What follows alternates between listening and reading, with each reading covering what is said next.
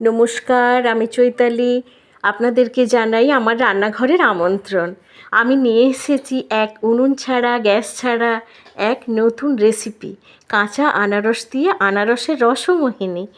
এটা একটা সুস্বাদু ডেজার্ট।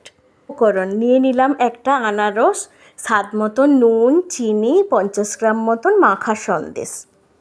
আনারসের উপরের ছাল, ভেতরের শিরাটা বাদ দিয়ে আনারসের টুকরোগুলো গ্রেট করে নিলাম। তোমরা চাইলে দু ফালি করে একটা পাতলা চামচের সাহায্যে ভেতরের অংশগুলো কুড়ে নিতে পারো। ছাল এবং শিরাটা বাদ দিয়ে দিতে হবে। গ্রেট করা আনারস একটা গভীর পাত্রে রেখে তাতে স্বাদ মতন নুন, স্বাদ মতন চিনি, মাখা সন্দেশ দিয়ে গুলে নিতে হবে। তৈরি হয়ে গেল আনারসের রসমোহিনী।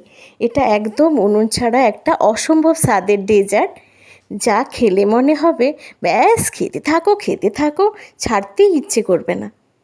তো বন্ধুরা, চটজলদি বানিয়ে ফেলুন এই রেসিপি। কেমন লাগলো কমেন্ট করে জানাবেন। আমার ভিডিওটি যদি আপনাদের ভালো লাগে লাইক করবেন, শেয়ার করবেন, চ্যানেলটাকে সাবস্ক্রাইব করবেন। ধন্যবাদ।